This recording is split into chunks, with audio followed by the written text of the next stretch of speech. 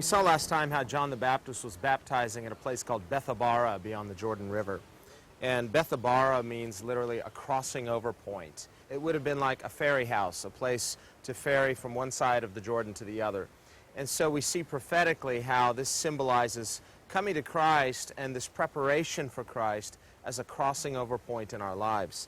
And the religious leaders in Jerusalem sent priests and Levites down in a representative capacity to question John as to his authority for doing this. And John admitted, I'm not the Christ, I'm not Elijah who is to come, I'm not the prophet that Moses spoke about.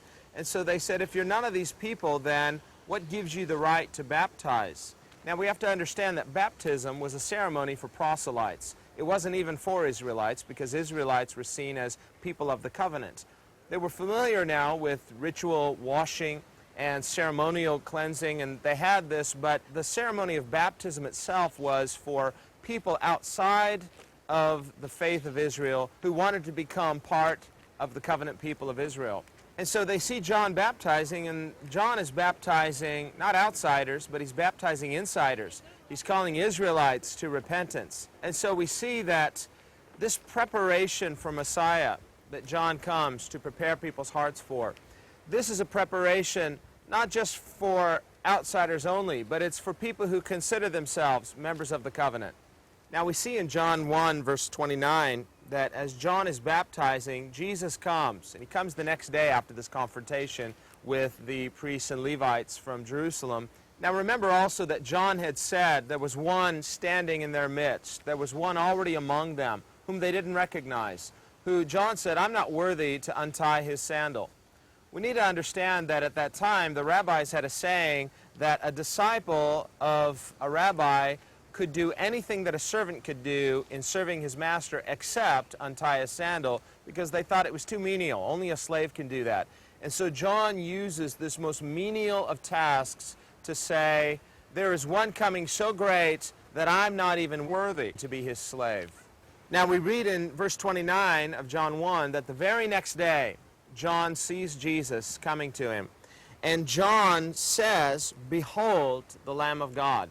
Now, this word behold means it's an imperative, it's a command. It says, look, look, it's the Lamb of God. And he's telling the people, you look, look. And it's a saying of surprise.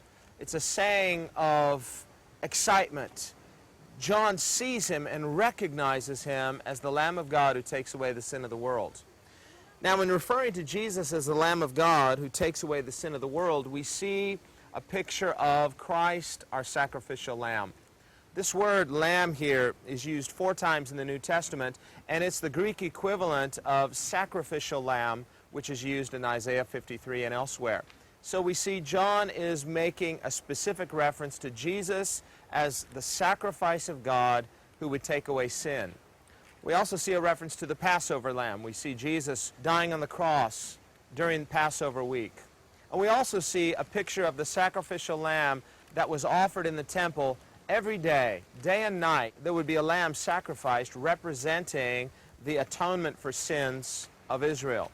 And yet the Bible says that those offerings, those animal sacrifices, could never take away sin. It took the offering of the Son of God, who once and for all offered his very life for us on Calvary. And so we see at the very beginning, before Jesus even begins to preach, before he begins his public ministry, there is this public identification by John the Baptist of Jesus as the Lamb of God, as the one who came into the world to die to take away our sins. Now in verse 30, John again repeats what he said earlier in verse 15, that Jesus comes after him, but actually Jesus was before him.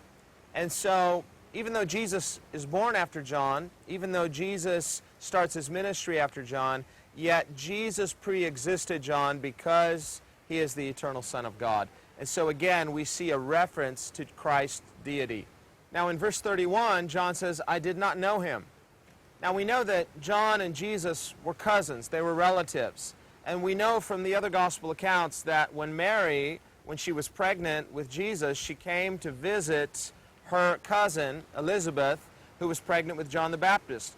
And when she came, John the Baptist, who was inside his mother's womb, jumped for excitement, jumped for joy.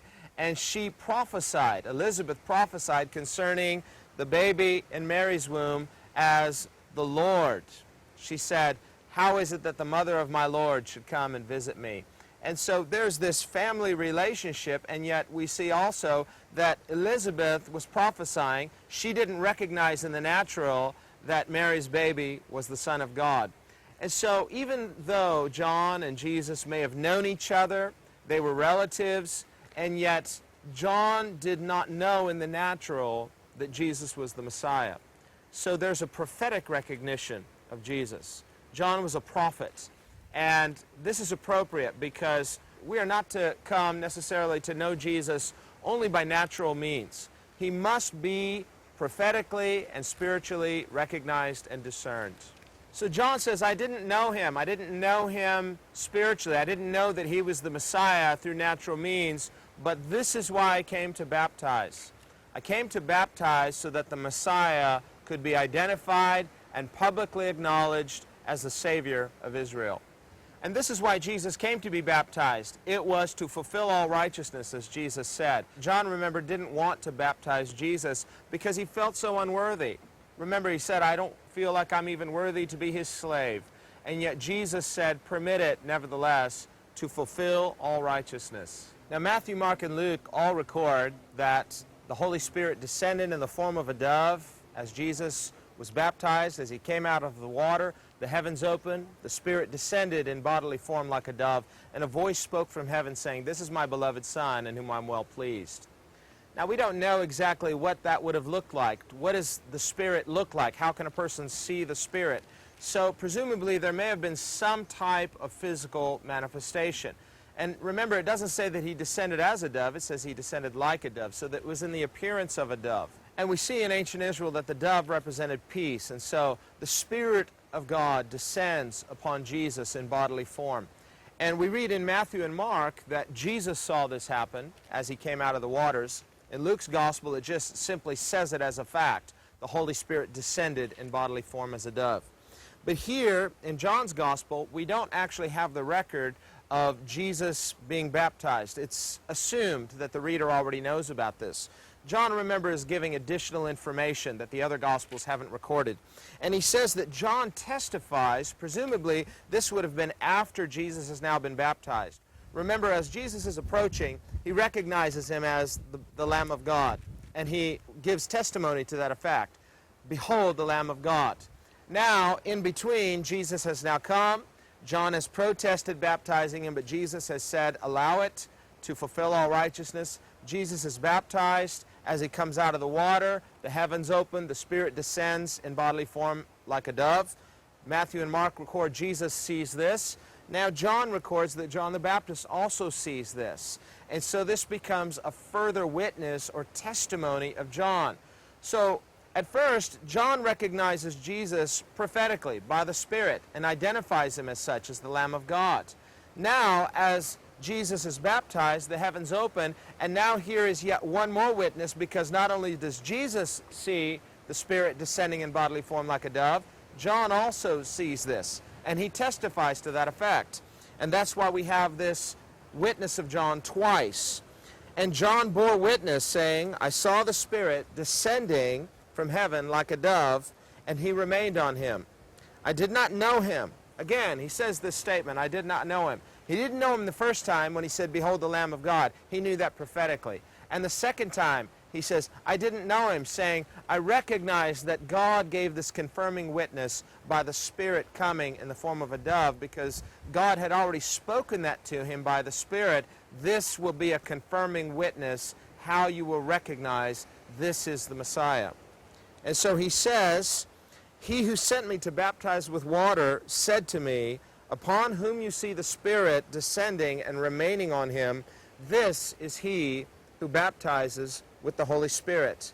And I have seen and testified that this is the Son of God. So we don't know how many people actually saw the Spirit descending in bodily form like a dove, but we know Jesus saw it, and we know John the Baptist saw it. And so the Scriptures testify that this happened. And it says that the Spirit remained upon Jesus. Now, Jesus is God. He is the incarnate Son of God, born of a virgin. He was God from eternity past. He's always been God, Father, Son, Holy Spirit. And yet there's a fullness of the Spirit being poured out upon Jesus at his baptism. This represents Jesus being baptized with the Spirit in the fullness of the Spirit remaining upon Jesus. Why? For him to begin his ministry to call disciples and to ultimately proclaim the kingdom of God, to give his life on a cross, to die and to rise on the third day, to fulfill the scriptures that the Messiah would be the Savior of the world. We also see through John's testimony yet one more name given to Jesus, and that is he who baptizes with the Holy Spirit. And we see this as Jesus' ministry. Jesus comes to baptize with the Holy Spirit. John is contrasting his own ministry. My ministry is a baptism in water.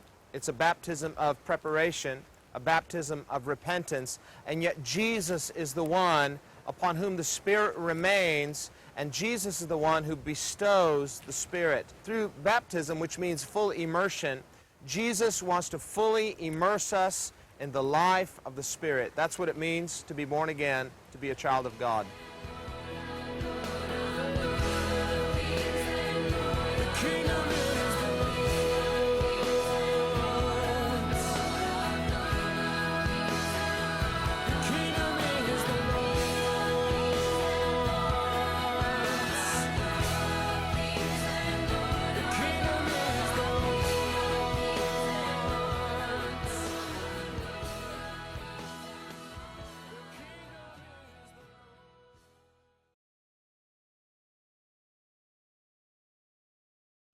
Well, turn with me to John chapter 1.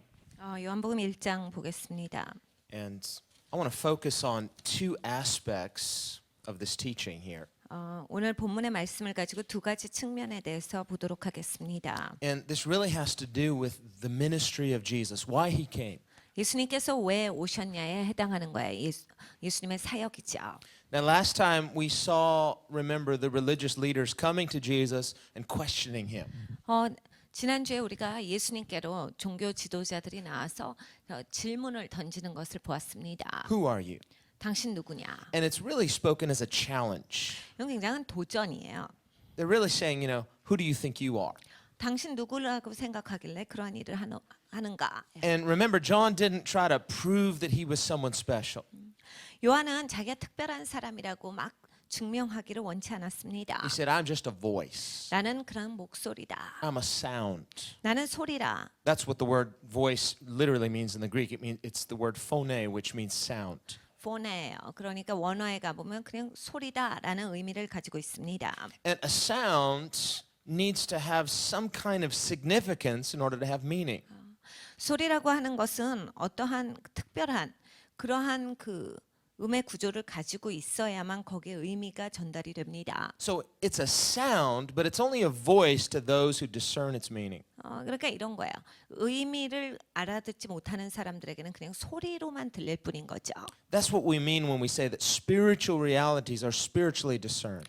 그래서 영적인 것은 영적으로만 분별한다라고 하시는 거예요.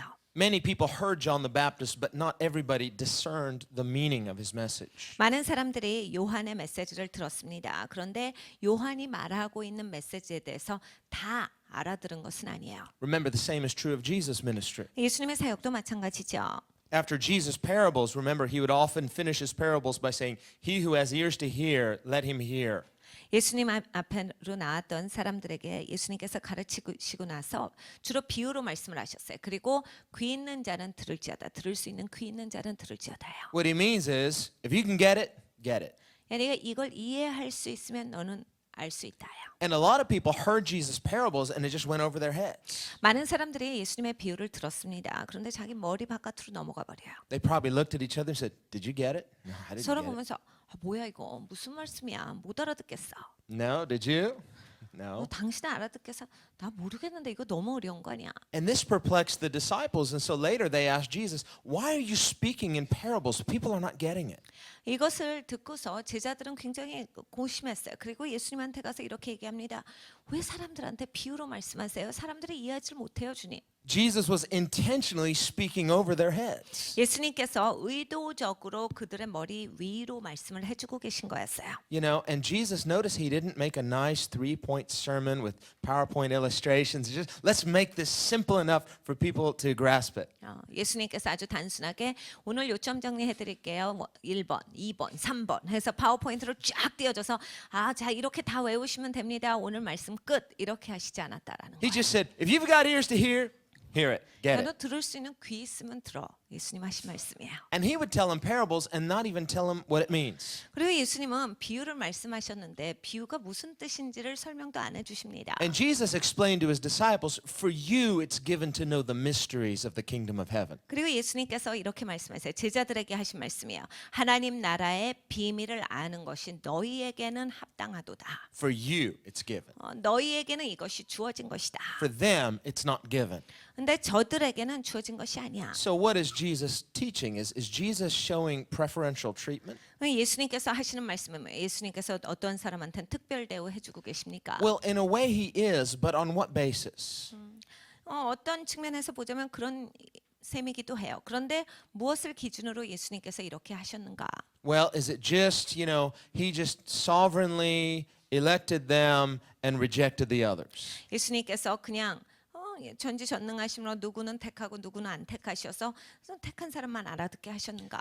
Well, there is such a thing as sovereign election, but that's not the basis for Jesus explaining the parables to his disciples and not to the crowds. 하나님께서 전지전능하심으로 우리를 선택하시는 측면이 있습니다.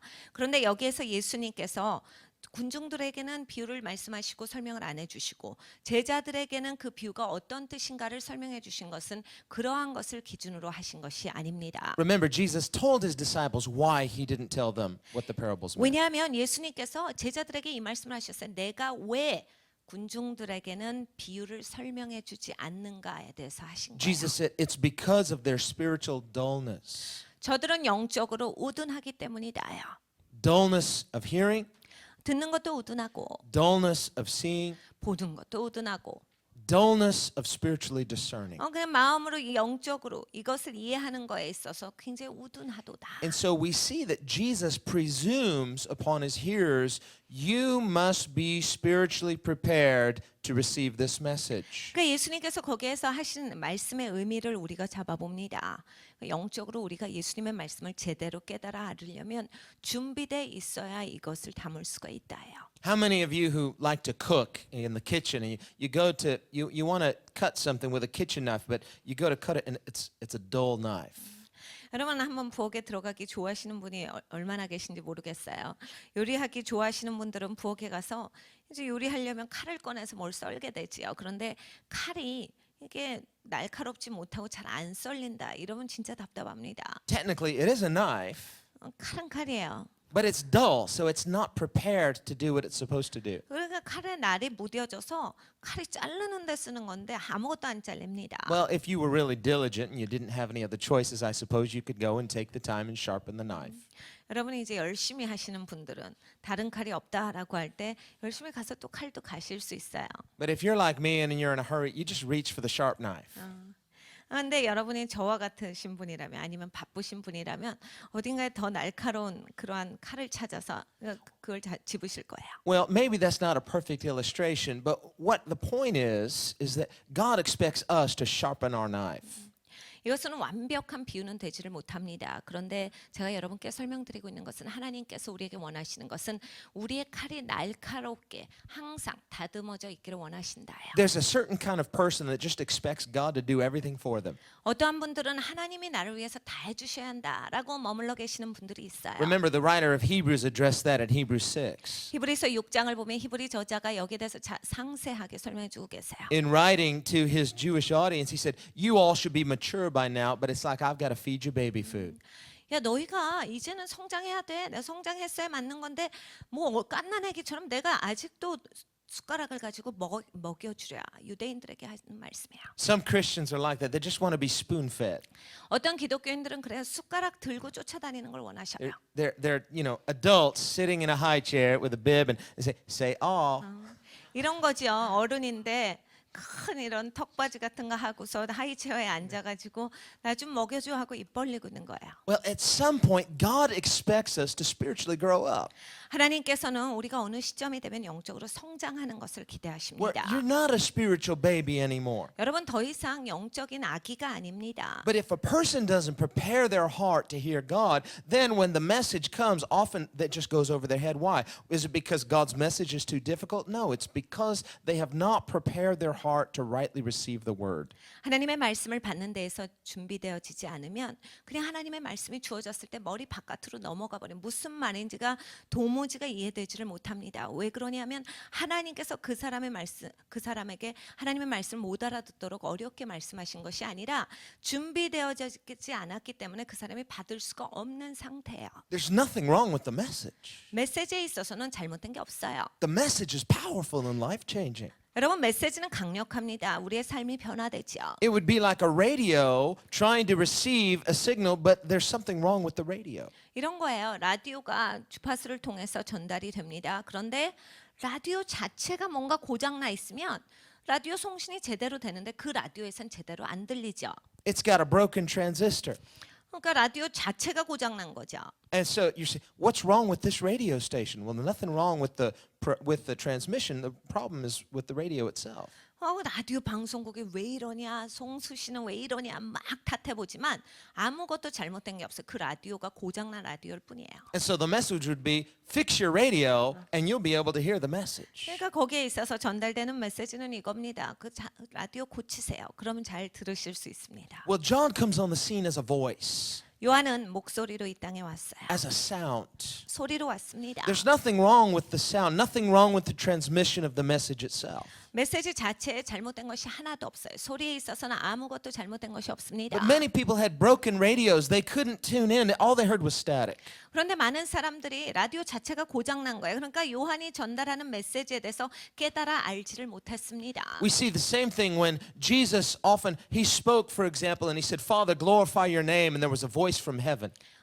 우리가 다른 예도 많이 볼 수가 있어요. 예수님께서 하나님의 이름이 그 영화롭게 되옵소서라고 기도했던 것을 기억하시죠. 하늘에서 하늘문이 열리고서 아버지께서 말씀하십니다. The Father in heaven audibly answered the Son.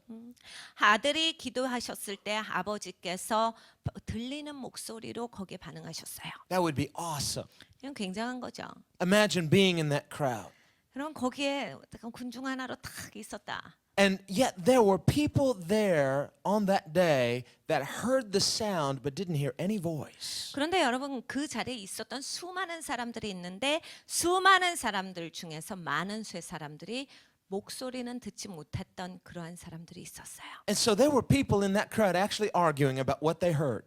그러니까 모였던 군중들 가운데도 논쟁이 붙은 거예요. 자기가 무슨 소리를 들었는가. Some people said, "Did you hear that? 어떤 사람들은 그거 들었어? Did you hear that voice?" 지금 그 들리는 음성 들었어. Other people were saying, "That wasn't a voice. It couldn't be."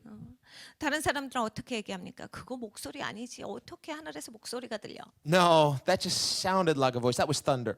그거 천둥 친 거지. So you get this argument. Voice, thunder, voice, thunder. 거기에 논쟁이 붙은 거야. 목소리다. 아니야. 천둥이지. 목소리야. 천둥이다. How can two people hear the same thing and interpret it so differently? 여러분 두 사람이 같이 들었어요. 같은 자리에서 들었는데 어떻게 다르게 해석합니까? I would propose to us tonight that a person can hear the audible voice of God, and if their heart's not prepared, it'll just sound like thunder. 여러분 제가 여러분에게 분명하게 말씀드려요. 하나님 말씀하시잖아요. 그럼에도 불구하고 사람의 마음이 준비되어져 있지 않으면 하나님께서 들리는 음성으로 말씀하셔도 그 사람의 귀에는 그냥 이것이 천둥 소리로밖에 들리지 않습니다. And so John comes as a voice, 요한이 목소리로 왔어요. but to some people it was just a sound. 근데 어떠한 사람에겐 그냥 소리로밖에 들려지질 않아요. And the message of that voice was prepare. 요한은 메시지를 갖고 온 사람이에요. 준비하라요. Fix your radio. 라디오 좀 고쳐라요. because there's a message coming that you need. 네가 꼭 들어야 하는 메시지가 있도다요. But if you are not ready to receive the message, it's going right over your head. 그런데 네가 이 메시지를 듣기에 준비되어져 있지 않으면 이 메시지가 들려줘도 너의 머리 바깥으로 넘어가 버릴 것이다. Now Jesus comes on the scene. 예수님께서 이제 나타나셨어요. The very next day, verse 29. 29절에 바로 다음 날이에요. John saw Jesus coming toward him and said, "Behold, the Lamb of God who takes away the sin of the world." 이튿날 요한이 예수께서 자기에게 나오심을 보고 가로되 보라 세상 죄를 지고 가는 하나님의 어린 양이로다. Now I love this passage of scripture 저는 성경에서 이 말씀을 너무 사랑합니다. because it shows clearly that Jesus knew what his mission was, that John identified what Jesus' mission was long before, right at the beginning, before Jesus even began his ministry. 예수님께서는 예수님의 미션이 무엇인지 아시고 이 땅에 오셨어요. 예수님의 사역 훨씬 이전에 공사역 이전에 요한과 예수님은 다 같이 예수님의 사역이 뭔지에 대해서 여기에서 확연하게 알고 있었다라는 것을 보여주고 계시는 구절이기 때문입니다. Here's what a lot of scholars and some Hollywood producers, they like to tinker with the gospel story. 많은 신학자들이 그리고 특별히 헐리우드에서 영화 감독하는 사람들이 만들어내는 스토리가 있어요. They say, what if Jesus, he was just a human sort of discovering his identity, and at some point he said, maybe I'm the Son of God. 이렇게 구성을 합니다. 예수님이 그냥 평범한 인간인 줄 알고 오셨다가 어느 날부턴가 자기에 대해서 생각하시되 내가 하나님 아들 아니야 혹시? 그러면서 본인이 하나님의 아들인 것에 대해서 점차로 깨달아 알았다라고 가르쳐요. And things seem to be going along well, but as things began to turn and not go so well, and then he decided, well, I'll just be the sacrificial lamb. 모든 것이 잘 나가다가 굉장히 어려운 순간 가운데 왔을 때 그래 내가 희생제물이 돼야지라고 해서 예수님이 희생제물이 되셨다라는 그런 소리를 합니다. And so John, in his gospel account, is telling us, let's just get one thing very, very clear from the very beginning. 그러니까 요한이 한 일이 있어요. 처음부터 확실하게 말해줄게요. 확실하게 여기에 대해서 선포합니다.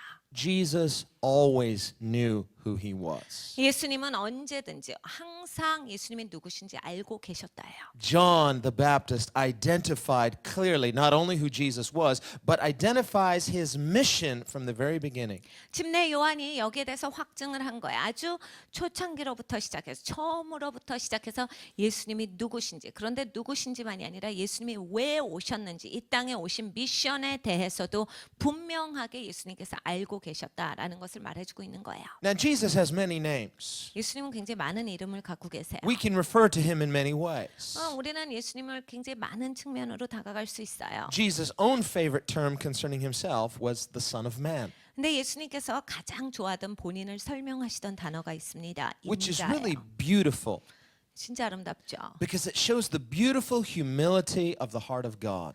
그 하나님의 마음의 겸손함이 그대로 드러납니다. Jesus loved being human. 예수님이 사람인 것을 즐기신 거예요. He loved taking on humanity. Why? So that he could fellowship with us. 예수님께서 기꺼이 기쁨으로써 인간이 되신 거다라는 거예요. 우리 인간과 교제하기 위해서다요. Not out of any lack, because God's never been lonely, you know. 여러분, 하나님이 뭐가 부족해서 인간을 그렇게 가까이 하신 게 아닙니다. 하나님께 부족한 게 없습니다. The triune God has enjoyed perfect fellowship from eternity past. 삼위일체 하나님은 영원 전부터 완벽한 연합 가운데 계셨어요. But out of the full expression of his goodness, 하나님의 선하심의 충만함 가운데서 나온 거예요. because God is good. 하나님 좋으시기 때문에 He created all there is as an expression of his love. 하나님이 모든 것을 창조하실 때 하나님의 사랑의 표현으로 그것을 지으신 거예요. The fact that you exist proves that God is good. 여러분 존재한다라고 하는 것 자체가 하나님 선하시다라는 것에 대한 증거예요. You are living proof that God is love, 하나님이 사랑이시다라는 것에 대한 살아있는 증거가 바로 여러분이세요. because you're a living expression of that love. 하나님의 사랑의 살아있는 표현이 바로 여러분이신 거죠. And once God loves, he never stops loving. 그리고 여러분, 하나님이 사랑하기 시작하면 절대로 멈추시지 않아요. That's why Paul says in 1 Corinthians 13, love never fails. 그래서 고린도전서 13장의 사도 바울께서 사랑은 절대로 실패하지 않는다라 하신 거예요. And so Jesus, the eternal Son of God, becomes the Son of Man born of the Virgin Mary in the fullness of time. 그러니까 영원하신 하나님의 아들 예수님께서 하나님의 시간 가운데 동정녀 마리아에게 나오신 거예요. as the beautiful expression of the perfect eternal God of love. 완벽하신 이 아름다운 그런 영원하신 하나님의 사랑의 표현인 거예요. So that you and I can have fellowship with him. 그래서 하나님과 우리가 교제할 수 있도록 하나님께서 그걸 하신 거예요. And so there are many ways that we can describe Jesus. 예수님에 대해서 우리가 많은 방법으로 그려볼 수 있어요. There are many things John could have said about Jesus in identifying him. 그리고 요한이 예수님에 대해서 선포할 때도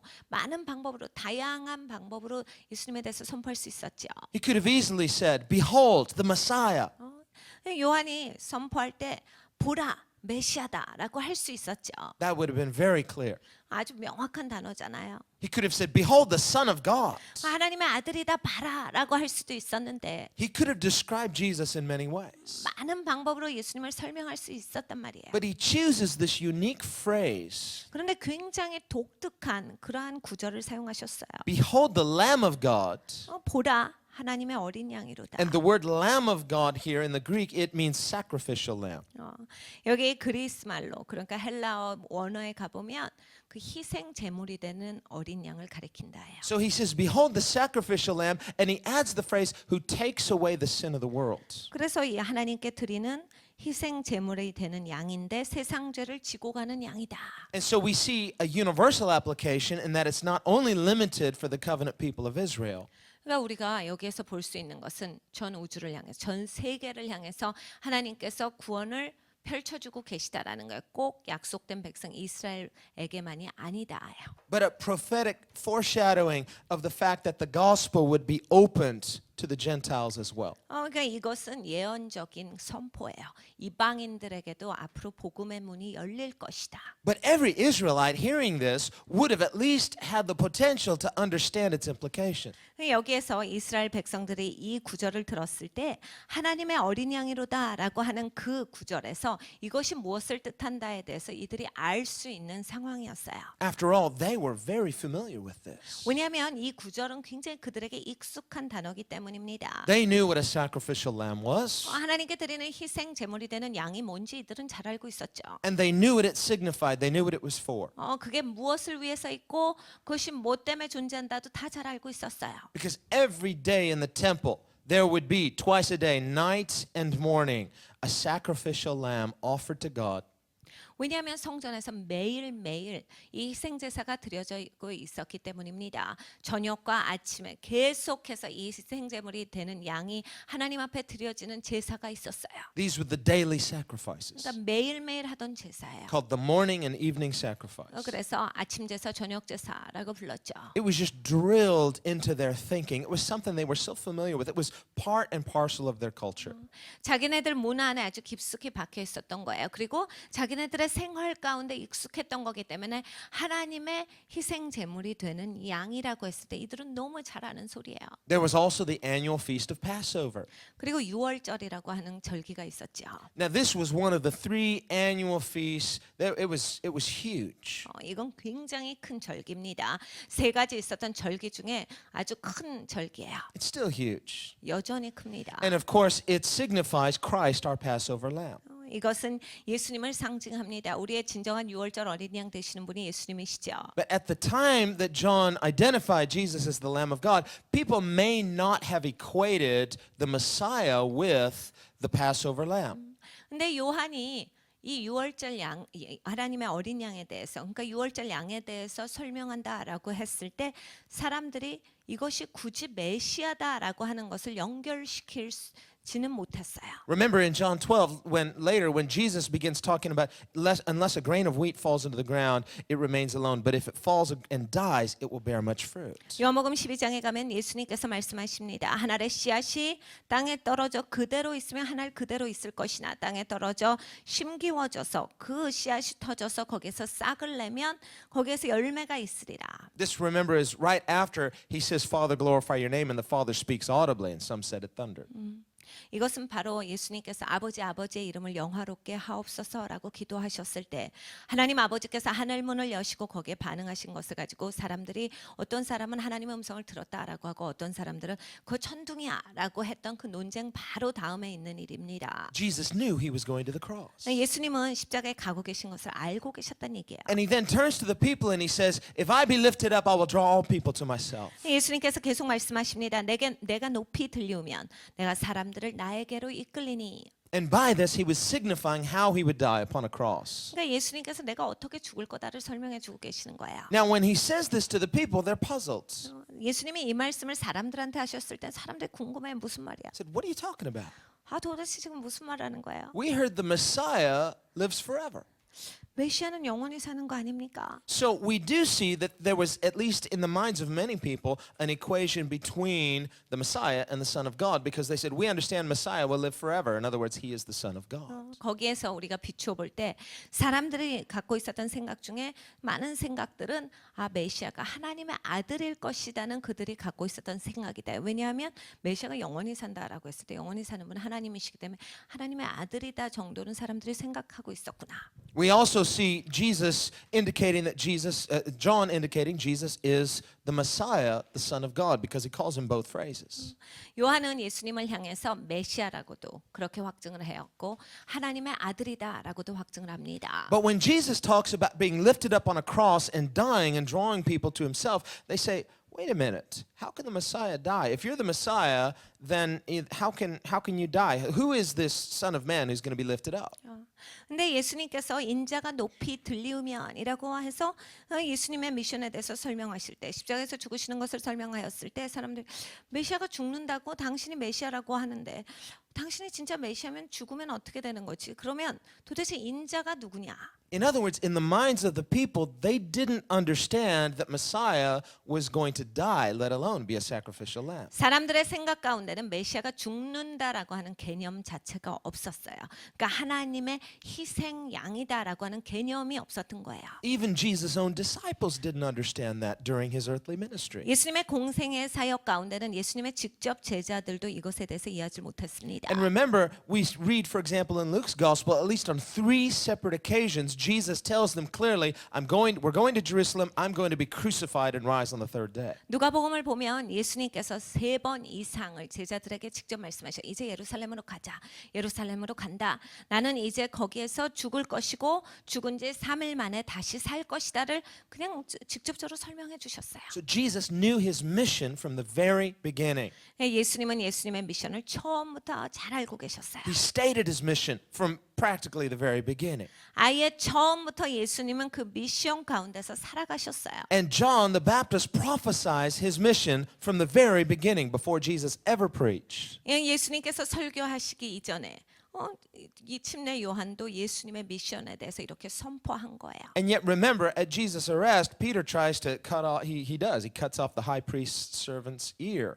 예수님께서 붙잡히시던 그 시간 가운데 이제 베드로가 어떻게 했습니까? 칼을 들더니 대제사장의 종의 귀를 쳐서 잘라버리죠. They're going to protect Jesus. They still don't get it. 제자들이 생각했던 건 예수님을 보호해야지. 아직 이해를 못했던 거예요. 예수님의 미션이 뭔지. And Jesus says, put away your sword. 예수님 뭐라 말씀하십니까? 네 칼을 집어넣어라. I'm going to drink the cup my Father's given me. 아버지께서 내게 주신 잔을 나는 마시리라. And so we see then, rewinding back to the beginning, when John says, behold the Lamb of God, they maybe understand the connotation of sacrificial lamb, but they can't understand how does this apply to the Messiah.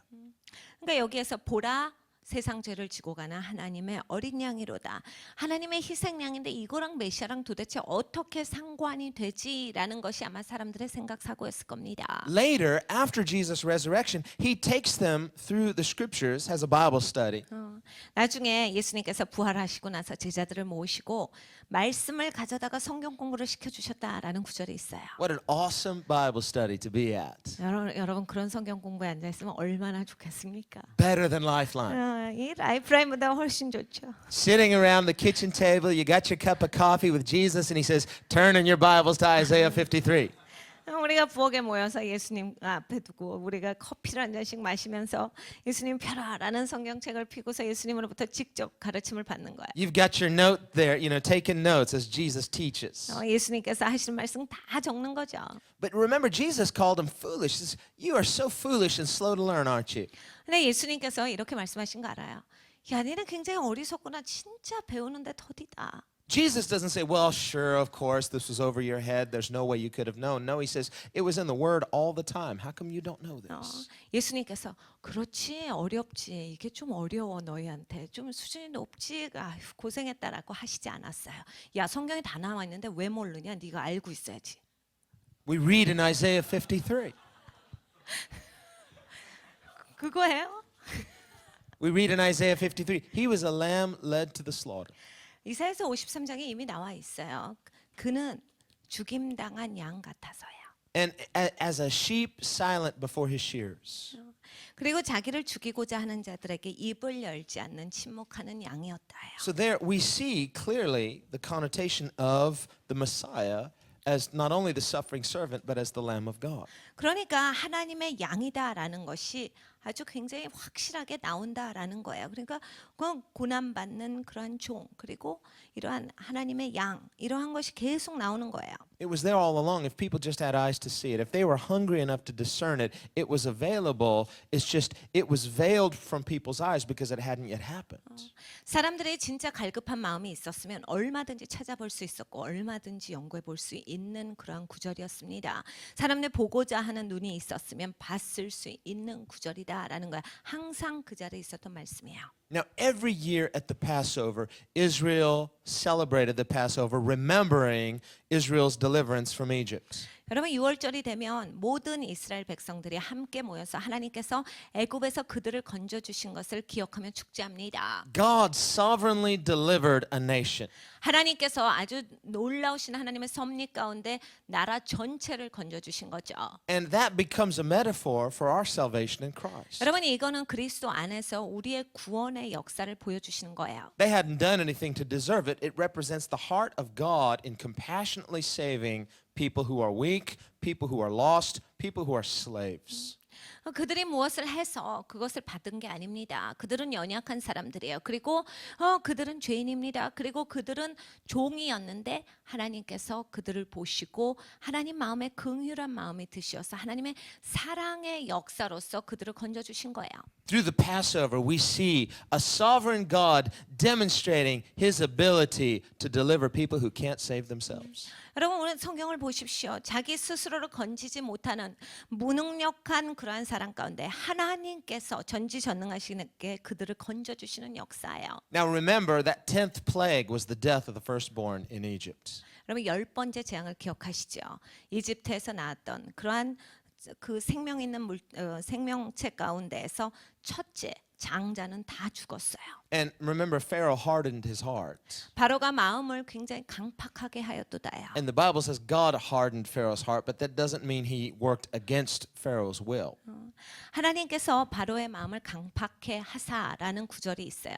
그런데 하나님께서 강팍해 하셨다라는 그 구절이 있기 때문에 바로가 그런 의지를 갖고 있지 않는데 하나님이 억지로 바로의 마음을 강팍해 하셨다 이 뜻은 아닙니다. Pharaoh was cooperating in the process, and so God just gave him over, confirmed him in his hardness of heart. 바로가 자기 마음을 스스로 강팍하게 한 거예요.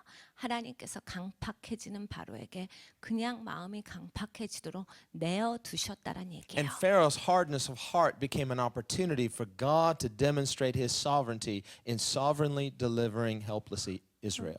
이스라엘 백성들은 거기에서 아무 능력이 없었습니다. 무능력한 이스라엘을 강팍한 바로 밑에서 그렇게 고통당하고 있었을 때 하나님께서 하나님의 전지전능하신 섭리 가운데 건져 주셨어요. And that night prior to their escape, 근데 이 구출되기 바로 직전에 that's significant. 이거 굉장히 중요합니다. Notice they didn't celebrate the Passover after they escaped from Egypt. 여러분 이걸 보세요. 애굽을 떠난 다음에 유월절이 있었던 게 아니에요. 애굽을 떠나기 전에 있어요. They celebrated it prior to their escape. 애굽을 떠나기 전에 이미 그걸 축제한 거예요. It represents the inbreaking of the kingdom of God now this side of eternity. 그러니까 이 땅에서 우리가 이 땅을 살아갈 때 하나님의 나라가 도래하는 것에 대해서 말씀해 주고 계시는 거예요. The Christian doesn't wait to start celebrating once he gets to heaven. We celebrate now the victory of Christ prior to this side of eternity. 기독교인들은 나중에 천국 가서 와 신난다고 그때 가서 축제하는 사람들이 아니에요. 이 땅에서 하나님의 나라가 도래함에 이 역사에 대해서 감사하고 축제해야 하는 것이다. So God said, we're going to have a feast. 하나님께서 야 우리 축제하자. We're going to establish something tonight. 우리가 오늘 확실하게 이걸 확고하게 해야 돼. Tonight, this is the last night you're ever going to see this slavery of Egypt. I want you to celebrate it. 너 애굽에서 종살이하는 거 오늘 밤이 마지막이야. 그러니까 우리 축제하자. And he said, I want you to take a lamb and sacrifice it. 양을 가져와서 이것을 희생시켜라. And I want you to take the blood of that sacrificed lamb and smear it on the doorposts of your door. 그리고 그 양의 피로 문설주에 발라라. Because this night the angel of death is going to visit the land, 오늘 죽음의 사자가 애굽을 방문할 것이다. which represents the judgment of God against sin. 이것은 죄에 대해서 하나님의 심판이 도래한다예요. And he said, when the angel of death sees the blood of the lamb smeared upon your doorpost, he will pass over. 죽음의 사자가 그 땅에 도달했을 때 그 양의 피가 발라져 있는 그러한 집들은 그냥 넘어가게 될 것이다. He will pass over your house so that you will not be judged. 너의 집을 지나갈 것이기 때문에 네 집은 심판이 임하지 아니할 것이다. Not because they're not sinners, but because the blood signifies the covenant. 그러니까 여러분 그들이 죄인이 아니었기 때문에 심판이 넘어간 게 아니라 그 피가 발라져 있었다가 언약의 백성들이다라는 징표였기 때문에 넘어간 거예요. But they had to do it. 근데 그들이 발라야 했죠. If they just had the intellectual knowledge and they said, well, we understood what God said, it made sense to us, but they didn't actually do it. 여러분 한번 이걸 생각해봐요. 이스라엘 백성들, 하나님이 하라 그러셔. 그래, 내가 마음으로 그걸 하지. 마음으로 문설주에 피를 발라라고 해서 마음으로만 바르고 진짜로 바르지 않았다라고 생각을 해보세요. God wasn't just commanding them to understand it, He was telling them to do it.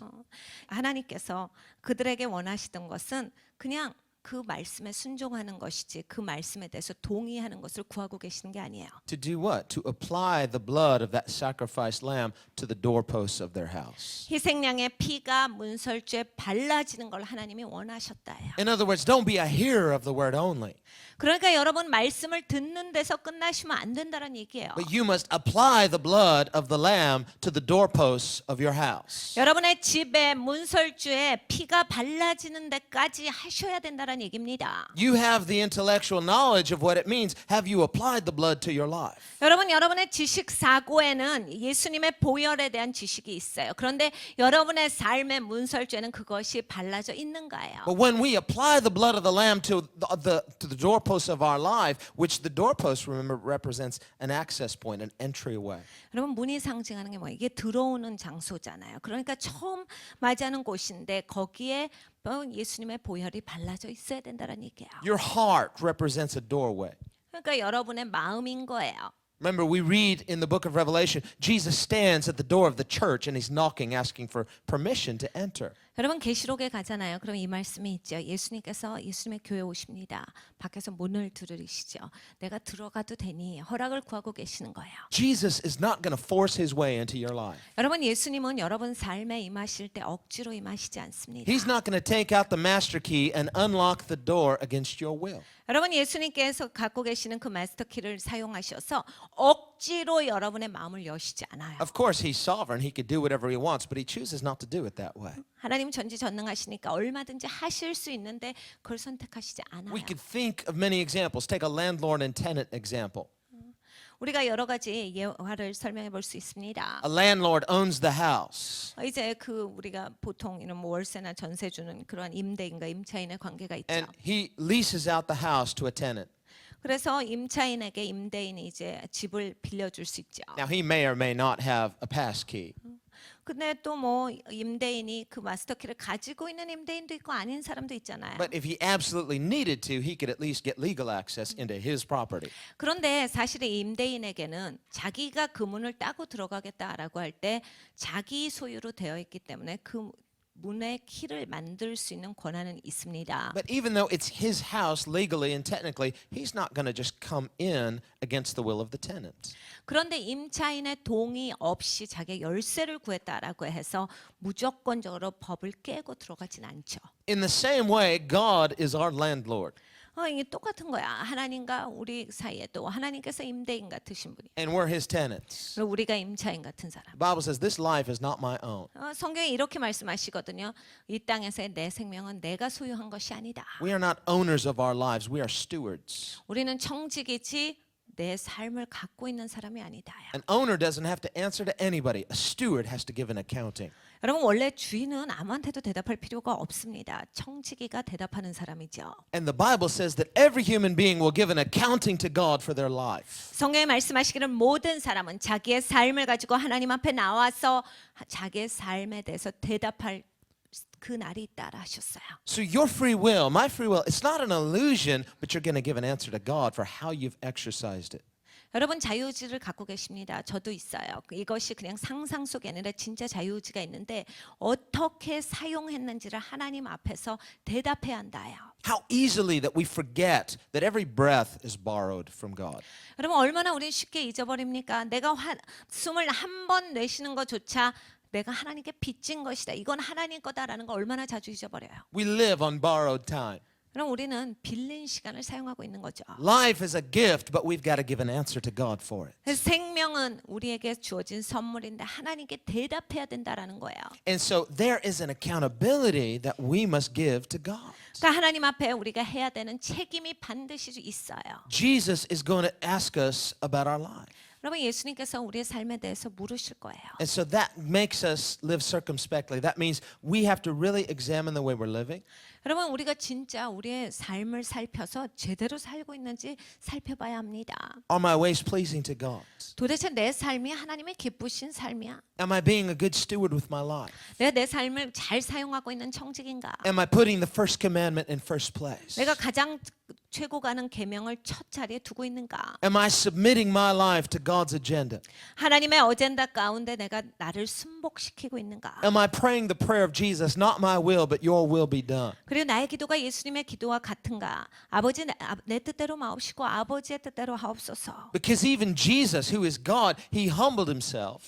예수님 하나님이세요. 그런데 스스로 겸손케 이 땅에 He 오셨어요. said, I didn't come to do my own will, but to do the will of him who sent me. 예수님께서 이렇게 말씀하셨습니다. 내가 이 땅에 온 것은 내 뜻을 행하려 함이 아니요 나를 보내신 이의 뜻을 행하고자 이 땅에 왔도다. In the same way, we must submit our lives to God and say, I want to apply what Jesus has done for me so that I can live for him.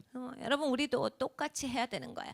내 삶을 하나님 앞에 순복시키고 나를 구원하신 예수님을 위해서 내가 그 예수님의 뜻 가운데 살기를 원합니다. And so we see God delivered an entire nation, but most of them died in the wilderness. 여러분 보세요. 하나님께서 애굽에서 모든 이스라엘 백성들을 건져 주셨어요. 그런데 대부분은 광야에서 죽었습니다. And sadly, because their deliverance represents our deliverance, 여러분 구원받는다라고 하는 것 우리의 구원을 보여줘요.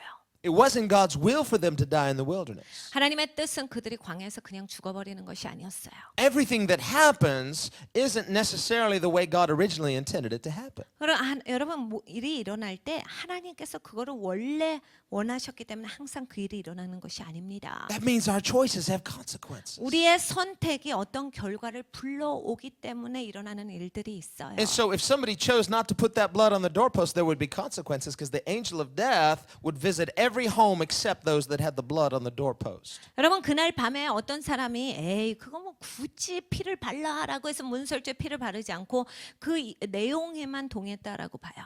피가 발라져 있지 않기 때문에 죽음의 사자가 도달했을 때 그 집을 넘어가지 않게 되지요.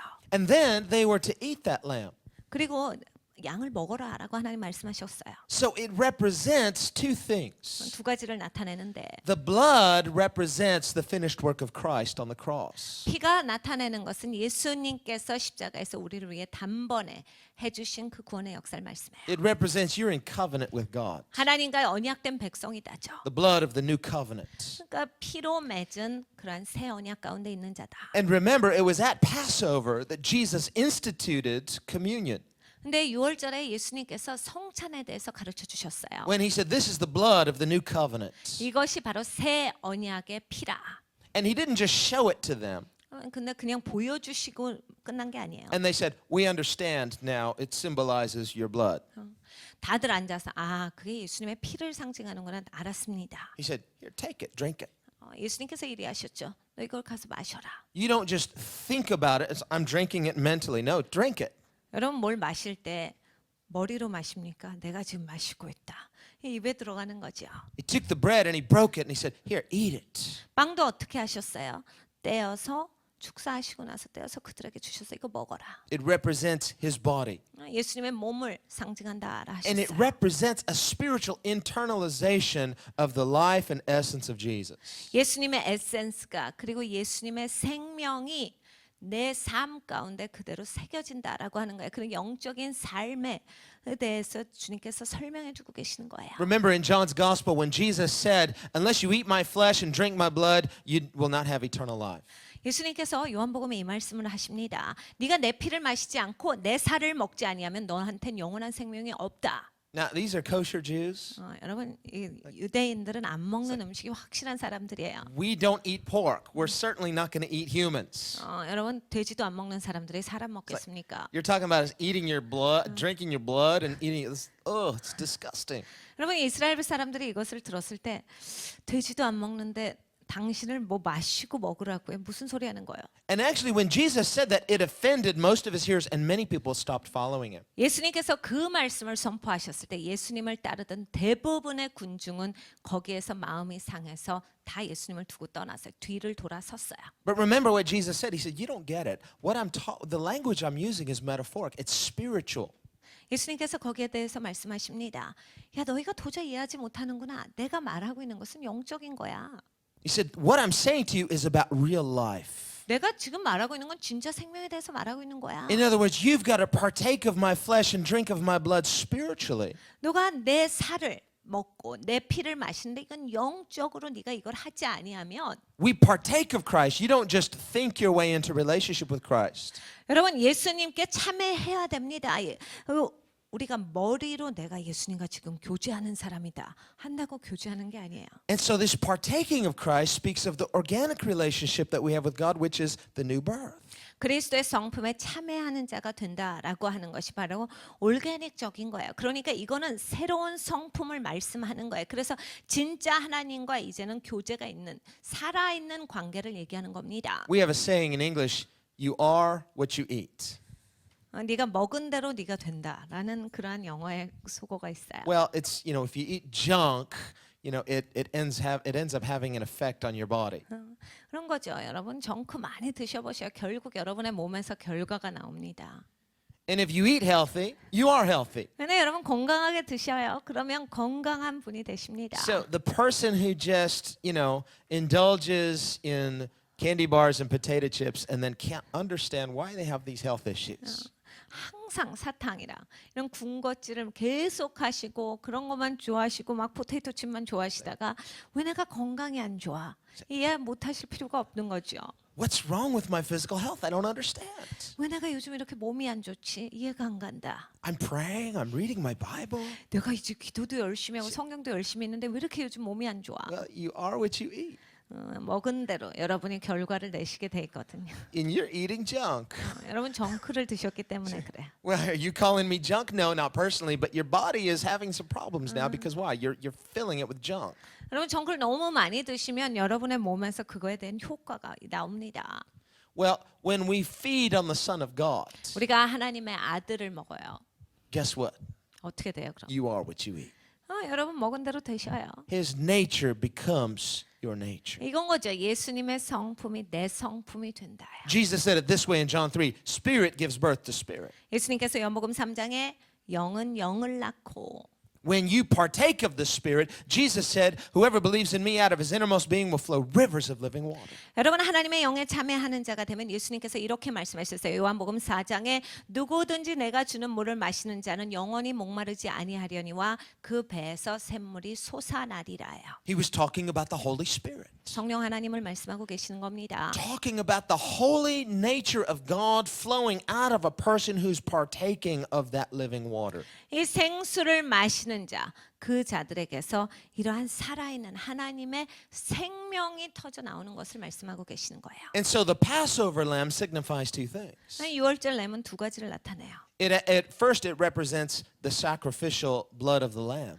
첫 번째는 이 희생 제물로 드려진 양의 그러한 모습입니다. that must be applied to the doorposts of your life. 여기에서 양의 피가 문설주에 발라져 있어야 돼요. And the idea of the sacrificial lamb speaks of the substitutionary atonement. 그리고 여기에 있어서 희생 제물이 되는 양은 뭡니까? 나를 대신해서 대속물이 되신 것을 말씀해요. We can think back even further from Passover to the example of Abraham in Genesis 22. 우리가 6월절 이전으로 돌아가 봐요. 아브라함의 그런 시간이야. And the book of James says this became the confirmation of the faith that Abraham had in God's promise. 하나님의 약속 가운데 아브라함이 있었다라고 하는 것이 아브라함의 이 행동으로 말미암아 확증되었도다라고 야고보 사도가 야고보서에 적고 있어요. And remember, as Abraham was just about to offer Isaac, God stopped him, and there was a ram in the thicket. 여러분, 아브라함이 이삭을 하나님 제단에 올려놓습니다. 죽이려고 하는 그 시점에 하나님께서 멈추셨어요. 그런데 그 시간 가운데 저기 덤불에 걸린 양이 하나가 있었어요. Although the scripture doesn't spell it out as such, we see the prophetic significance of the ram in the thicket as Christ, our substitutionary atonement. 성경에서 우리에게 굳이 일일이 나열하시지 않아도 그냥 우리는 이해할 수가 있죠. 덤불에 있었던 그 양이 바로 우리를 대신해서 희생 제물로 하나님 앞에 드려지신 예수님을 상징한다. We can go back even further than that, 우리는 더 앞으로 갈 수 있어요. to the book of Genesis. 창세기로 갈 수 있어요. Earlier in Genesis, that is, where God, he kills an animal, presumably, to cover Adam and Eve's nakedness with the skin of an animal. 아담과 하와가 무화과 나무 잎으로 자기 목 가릴 것을 가렸을 때 하나님께서 그것이 아니라 동물을 죽여서 동물을 희생시켜서 그 동물의 가죽으로 그들에게 옷을 해 입혀 주셨어요. And so we see innocent blood offered to cover man's nakedness. 여러분 이게 죄가 없는 동물이 희생되어져서 인간의 죄가 있는 모습을 가려준 거예요. So all of these things speak prophetically of the significance of the Lamb of God that takes away sin. 여러분 이 모든 것이 예언적인 상징이에요. 하나님의 어린 양이 우리의 죄를 지고 가신다예요. But then there's the second aspect, and that is the partaking of the Lamb. 그런데 두 번째 측면이 있어요. 램을 향해서 우리가 참여해야 되는 측면이 있어요. Because they weren't just to apply the blood to the doorpost, they were to partake of it. They were to eat the whole thing. 왜냐하면 6월절에 그들이 한 것은 그냥 문설주에 피 바르는 데서 끝나지 않았어요. 그 죽인 양을 먹었어야 했어요. And this speaks of our birth in Christ, of a new nature being formed because of justification. 예수님 안에서 우리가 거듭나는 것에 대해서 보여주고 계시는 거예요. 예수님께서 나를 거듭나게 하셔서 의롭게 해주셨다라는 칭입니다. Now, when he says the Lamb of God takes away sin, this word take away, it literally means to remove. 하나님의 양이 우리의 죄를 지고 가신다. 그러니까 우리의 죄를 가져가신다는 얘기예요. And in this sense, many of the hearers would have remembered about the scapegoat. The scapegoat was the animal that the priest would lay his hands upon, transferring symbolically the sins of the people onto that scapegoat. 우리가 여기에서 볼 수 있는 것은 이제 속죄제에서 드렸던 그런 염소예요. 그러니까 여러분도 잘 알고 계시고 얘기했었지만 구약에 있어서 사람들이 염소한테 자기 죄를 다 전가시키고 그 염소를 광야 가운데로 보내는 그러한 예식이 있었습니다. So not only do we see the principle of substitution, we see this transference.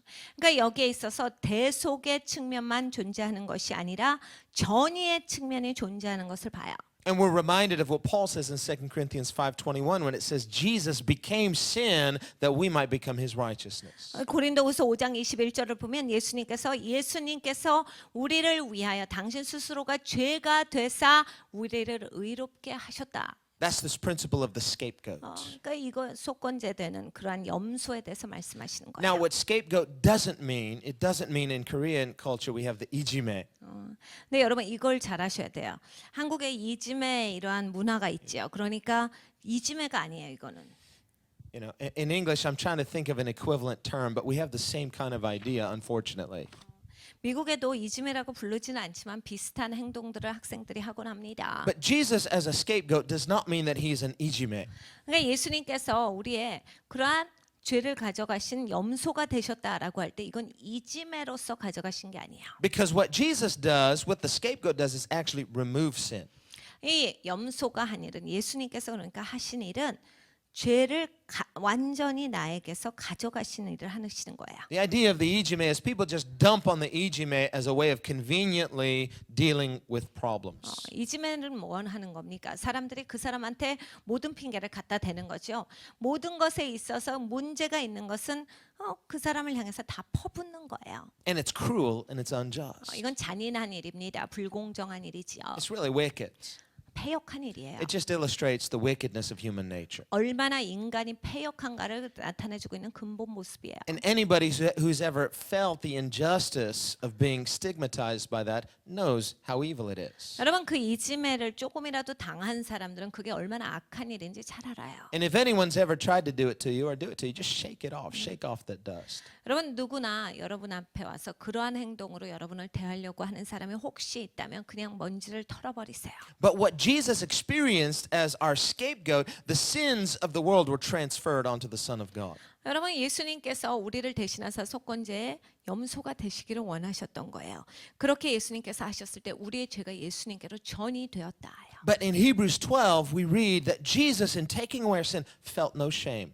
근데 여러분 히브리서 12장을 보세요. 예수님은 우리의 죄를 가져가시면서 아무 수치를 느끼시지 않았어요. And remember, that's the whole point of somebody making another person an ijime. They want them to feel shame. 여러분 이지메를 하는 이유가 이겁니다. 그 사람을 향해서 수치를 느껴라 해요. And of course, the people who put Jesus on the cross, they wanted to publicly shame him and make him feel ashamed. But how could he feel ashamed? He had no sin. 예수님을 죽였던 사람들도 마찬가지예요. 예수님한테 굉장한 수치감을 주기를 원했지만 사실은 예수님은 수치감을 느끼실 게 아무것도 없어서 죄가 없는데 무슨 수치가 있습니까? And so the writer of Hebrews says that Jesus endured the cross, but he despised its shame.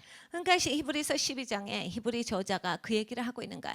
예수님께서 십자가를 견디셨다. 그런데 수치는 거절하셨다요. Jesus was bold. 예수님은 담대하셨어요. When he was suffering on the cross, he was no victim and he knew it. 여러분 예수님께서 십자가에서 달리셨을 때 예수님은 피해자로 하신 게 아니라 무슨 일을 당하고 계시는지 예수님이 알고 그것을 하신 거예요. Jesus Christ died as no other human ever did.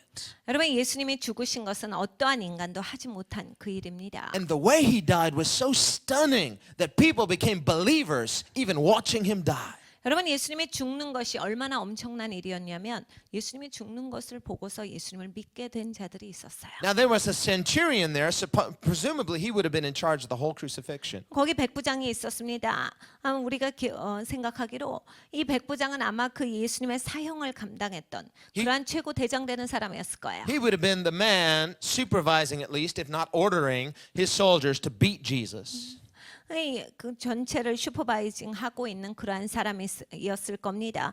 적어도 예수님을 때려라라고 하는 그런 명령은 할 수 없다라고 할지라도 아주 가장 낮은 일을 한다라고 할지라도 그것을 모든 걸 관장하는 사람이에요. Supervising the driving of the nails into the Son of God's hands. 하나님의 아들의 못이 박히는 것에 대해서 잘 받고 있는지 보았을 테이고. And yet as this drama unfolded, this real life drama, the crucifixion, he's watching all of this, and as Jesus gives up his last breath, he says, surely this is the Son of God.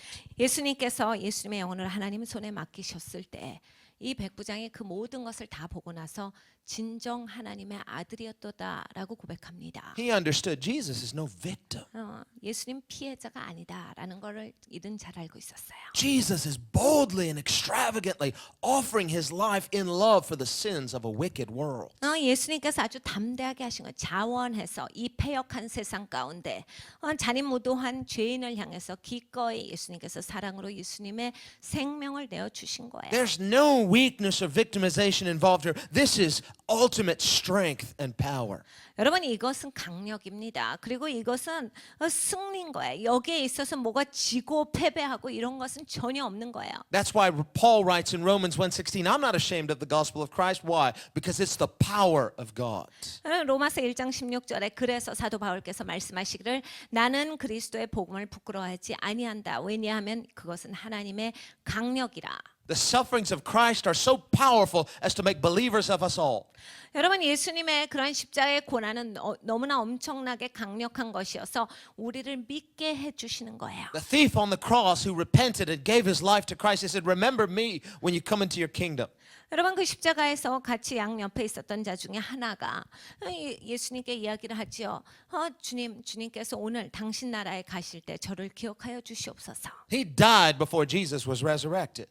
예수님이 부활하시기 전에 이 사람 죽었습니다. And yet he became a believer how? Seeing the way Jesus suffered and died. 예수님이 죽으시는 거, 예수님 고난 받으시는 것을 보고 이 사람은 예수님이 누구신지 깨달아 알아서 구원받았어요. Behold the Lamb of God. 하나님의 양을 보라예요. We've got to see him. 여러분 예수님이 누군지 봐야 합니다. He takes away sin. How? 예수님께서 우리의 죄를 가져가셔요. 어떻게 가져가십니까? He takes our sin upon himself. The sins of the world are transferred onto the Son of God. 여러분 우리 죄를 예수님께서 가져가신 거예요. 세상 죄가 예수님께로 전이 되었다예요. He's our scapegoat, but he's no victim. 예수님께서 우리의 속건지 염소가 되시는데 피해자로서 그렇게 되신 게 He 아니에요. does it willingly and powerfully out of love so that you and I might be saved. 예수님께서 자원해서 이것을 하셨다예요. 기꺼이 예수님께서 그것을 담대하게 행하셨다라는 거예요. 우리를 구원하기 위해서 예수님이 자원해서 하신 행동. And when we see that and understand that, there should be an astonishment. 여러분 우리가 이것을 보게 될 때, 이것을 알게 될 때 우리는 놀랄 수밖에 없는 거예요. That moves us to our knees in responsive submission to God. 여러분 무릎이 꿇어질 수밖에 없어야 합니다. 하나님 앞에 순복되어질 수밖에 없죠. That makes us not only intellectually believe, but give our life to him and want to partake of his life. 여러분 이렇게 되면 더 이상 머리로 믿는 것은 할 수 있는 상태가 아닙니다. 우리의 무릎을 꿇고 하나님 앞에 순복하여져서 하나님의 성품에 참여하는 자가 될 수밖에 없게 돼요. True belief in Christ awakens a hunger for Christ. 여러분 진짜 예수님을 믿는다라고 하는 것은 예수님에 대한 배고픔이 깨어난다예요. Truly believing in the Son of God awakens a love for him. 여러분 하나님의 아들을 진짜로 믿는다라고 하는 것은 내가 하나님의 아들을 향해서 배고픕니다가 깨어나는 거예요. You'll know that you really believe in him once you start to really love him for who he is. 여러분 예수님이 누구신지를 보고 진짜 그 예수님을 사랑하게 되시면 여러분이 진짜로 본인을 아세요. 내가 믿는 사람인가 아닌가를 실질적으로 압니다. And so here all the way in chapter 1, John makes this bold statement of Jesus as the Lamb of God who takes away our sin. 요한복음 1장으로부터 시작해서 요한은 하나님의 어린 양이로다라는 그 선포를 해. 세상 죄를 지고 가는 하나님의 어린 양. And he points out his identity as deity because he said, he pre-existed me. 그런데 예수님의 신성에 대해서 선포하고 있어요. 그분은 내 전에 있었도다. He points out that he recognized him not in the natural, but he recognized him spiritually. 영적으로 예수님을 깨달아 알고 있는 거예요. 그러니까 이것은 자연적으로 아는 그 상태가 아닙니다. We can remember what Jesus said in Matthew 16 when he asked his disciples, who do you say that I am? 마태복음 16장을 가보면 예수님께서 제자들에게 물으셔요. 너희는 나를 누구라 생각하냐? They did not give the answer by rote memorization. 외워서 대답하지 않았습니다. Peter, he spoke representing, maybe others might have spoken up, but Peter was the one who spoke up. 다른 제자들도 말할 수 있었지만 베드로가 이제 대표로 이야기했다시피 했어요. But he said, you are the Christ, the Son of the living God. 당신은 그리스도요 살아계신 하나님의 아들이십니다. And Jesus said, flesh and blood has not revealed this to you, Simon. 시몬아, 혈과 육은 그걸 너에게 보여줄 수가 없었다. That's the idea of what John is saying here. 여기에서 요한이 하고 있는 말이 그거예요. When he says, I didn't know him, he means flesh and blood did not reveal this to me. I did not learn this in a textbook. I did not acquire this information naturally, but the Spirit of God revealed it to me prophetically. 요한이 이야기하고 있는 것이 그겁니다. 내가 혈과 육으로는 이것을 알지 못했어요. 공부해서 외워서 그냥 내가 자연적으로 알게 돼서 안 게 아니라요. 하나님의 영이 성령께서 가르쳐 주셨기 때문에 압니다. And the question we need to ask ourselves tonight is, has the Son of God been revealed to us spiritually? 여러분 오늘 밤에 우리 자신에게 우리 각각이 한번 질문을 던져봅니다. 하나님의 성령께서 나에게 하나님의 아들을 보여주셨는가? Remember, we see 2 chapters later Nicodemus coming to Jesus at night and saying, "We know who you are." 니고데모가 이제 두 챕터를 지나가면 요한복음 3장에 아유 예수님 우리는 예수님이 누군지 알아요 하고 찾아와요. Jesus shook his head and said, "No, you don't. 예수님은 아유 넌 나 몰라 하시죠. You can't know who I am unless you're born again." 너 거듭나지 않으면 내가 누군지 모른다. In other words, you can't know who Jesus is except by the Spirit. 여러분 영으로가 아니면 예수님이 누구신지를 모른다라는 얘기예요. Do we see Jesus spiritually by the Spirit? 여러분 영으로 우리가 영적으로 예수님을 아는가? Has there been this prophetic recognition of the Son of God? 하나님의 아들에 대해서 여러분이 예언적으로 깨달아 알음이 있으셨습니까? Remember, Jesus goes on to tell Peter in Matthew 16. 마태복음 16장에 예수님께서 베드로에게 계속 말씀하세요. He said, "Flesh and blood didn't reveal this to you, but my Father in heaven." 혈과 육이 가르쳐 준 것이 아니라 하늘에 계신 내 아버지께서 And he says, "And I say to you, you're Peter," 너 베드로다. which means a small stone. 이건 작은 돌이다. He's one stone in that foundation of the new temple of God. 여러분 베드로는 작은 돌 중에 하나예요. 그러니까 하나님의 새 성전 가운데 이제 토대로 만들어질 작은 돌 중에 하나입니다. And Peter himself would go on to write later in his epistles, and we all Christians are living stones. 베드로가 이것을 받아서 나중에 베드로 서신서에 이것을 적고 있어요. 우리는 산 돌로서 살아있는 돌로서. And Jesus says, "It's upon this rock that I'll build my church." 예수님께서 계속 그때 거기에서 말씀하셨어요. 이 반석에 내가 내 집을 세우리니. Which rock is he talking about? 무슨 반석이에요? Well, lots of people have debated that. I'm going to give you the right answer. 여러분 엄청나게 많은 분들이 이 구절 가지고 이 반석이 뭐고 돌은 뭐냐 뭐 엄청나게 해오셨어요. 그런데 오늘 밤에 여러분에게 아주 정확한 해답을 드려요. The rock is the revelation of who Jesus is. 여러분 여기에 있어서 반석은 예수 그리스도가 누구신지에 대한 계시입니다. He builds his spiritual church stone by stone upon people who have had a spiritual revelation of the Son of God. 여러분 하나님은 하나님의 교회를 그렇게 지으시는 거예요. 예수 그리스도가 누구신지를 아는 계시를 가진 자들을 하나하나 세우셔서 하나님의 집을 그렇게 지으셔요. That's why the institutional church is not often a spiritual church. It's the church within the church. 그렇기 때문에 교회가 조직적으로 꾸며진다라고 할 때 진짜 교회라고 볼 수 없는 영적인 교회로서 되지를 못하는 이유가 그겁니다. That's why we see throughout church history reformations and revivals and awakenings. And why? Because the church continuously must be awakened and revived and reformed. 그러니까 교회 역사를 한번 보세요.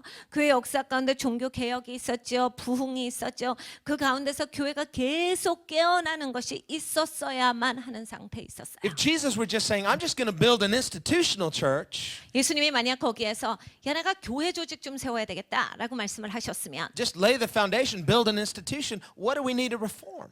야 조직을 먼저 짜봐. 그리고 나서 교회를 시작하자. 여러분 그러면 그렇게 됐을 때 예수님은 어디에 가 계시는 거예요? But an institution can never withstand the gates of hell. 여러분 근데 조직을 짰다라고 해서 지옥의 문이 그 조직을 꼭 못 이긴다는 되지 않습니다. Now, the gates of hell, people think, well, what are the gates of hell? It's like keeping people in or keeping people out. No, the gates, remember in the Old Testament especially, we see that the leaders of the city sat at the gates. It's the seat of authority. 여러분 지옥의 문이라는 그런 단어가 나와요. 사람들이 그건 뭐예요? 사람들 지옥 가고 안 가고 이거 그 문에서 결정나는 그 문입니까? 라고 하는데 여러분의 성경에 쓰여진 그러한 시간 가운데 그 구절을 잘 보셔야 돼요. 모든 권위 있는 사람들은 문 앞에 앉아 있는 자였어요. 그러니까 문이 상징하는 것은 권위를 나타내는 거예요. What Jesus is telling us then in Matthew 16 is that the Christian, the person who prophetically, spiritually recognizes Jesus, God will build his kingdom upon that kind of revelation, and the authority of hell cannot withstand it. 그러니까 예수님께서 말씀하시는 것은 이거예요. 하나님께서 교회를 세우실 때 예수 그리스도가 누군지 아는 계시를 가진 사람으로 말미암아 공동체를 세우셔서 교회를 구성하게 하시기 때문에 그러한 하나님께서 세우신 그러한 교회는 절대로 지옥의 권세가 이길 수가 없도다요. Now, I would just remind us all that the authority of hell is not an institutional authority, at least not per se. It's a spiritual authority. 여러분 지옥의 권세도 무슨 이렇게 눈에 보이는 조직화된 그러한 구조의 그런 권세가 아니에요. 이건 영적인 진짜 있는 권세입니다. Paul writes in Ephesians 6, we don't wrestle against flesh and blood, but against principalities, powers, spiritual wickedness in heavenly places. 사도 바울께서 이 말씀을 하시죠. 우리의 영적인 싸움은 혈과 육에 속한 것이 아니요 정사와 권세와 하늘에 있는 악한 영들과 어둠의 영역에 속한 자들과 하는 것이라요. And he says in 2 Corinthians 10 that the weapons of our warfare are not carnal, meaning they're not just material, institutional methodologies, but powerful to the pulling down of spiritual strongholds. 그리고 고린도후서에 말씀하시기를 우리에게 있는 그런 영적 전쟁에서 사용되어지는 무기는 혈과 육에 속한 무기가 아니라 우리에게 있는 것은 강력이라. 그래서 이것은 그 견고한 진들을 끌어내리는 그런 힘의 역사가 있다라 So 하셨어요. if you and I are going to consider ourselves to be real Christians, we better see Jesus spiritually by the Spirit for who he really is. 여러분 진짜 기독교인이 우리가 된다라고 그것을 원한다라고 하면 예수님이 누구신지 꼭 봐야만 한다라는 얘기예요. 영적으로 예수님이 누군지를 알아야만 제대로 기독교인으로 살 수 있다요. That's what John means when he says, "Behold the Lamb of God." 그러니까 요한이 얘기를 보라 하나님의 어린 양이로다라고 외쳤던 거죠. It's more than just look. 침례 요한이 얘기했던 게 야 봐봐 이런 게 아니에요. Remember, Jesus said in Matthew 13, he said, "Seeing they will see and not perceive." 마태복음 13장에 예수님께서 저들이 보기는 보나 깨달아 알지 못하도다요. You're looking, but you're not seeing. 보기는 보는데 진짜 보는 게 아니에요. You're looking, but you're not beholding. 보기는 보는데 진짜 그것에 대해서 알고 보는 게 아니에요. It's the difference between a sound and a voice. 그러니까 목소리와 소리의 다른 점이에요. What did you see? 여러분 뭘 보셔요? Later, Jesus will say the same phrase to his disciples when he says, "When you went out to see John, what did you see?" 예수님이 나중에 예수님의 직접 되는 제자들에게 이걸 물어보십니다. 너 침례요한한테 나가서 침례요한을 볼 때 뭘 보냐? Well, John would say the same thing to us. What do you see? 요한도 우리에게 그것을 하고 있는 건 뭘 보냐? We've got to behold the Lamb of God. 우리 하나님의 어린 양을 봐야 됩니다. And in seeing him, we're saved. 여러분 우리가 예수님을 볼 때 구원을 얻어요. John says, I saw the Spirit descending from heaven like a dove, and he remained upon him. 요한이 또 증거하여 가로되 내가 보매 성령의 비둘기 같이 하늘로서 내려와서 그의 위에 머물렀더라. And here he begins to talk about the secondary aspect of the Son of God's mission. 하나님의 아들의 이제 두 번째 측면에 있어서의 미션에 대해서 말씀해주고 계세요. The first aspect is to take away our sin. 첫 번째 미션은 우리의 죄를 가져가시는 거죠. That's good. 이건 너무 좋은 거예요. But that's not where it ends. 근데 거기서 끝나질 않아요. In verse 33, I did not know him, meaning I didn't know him with natural information.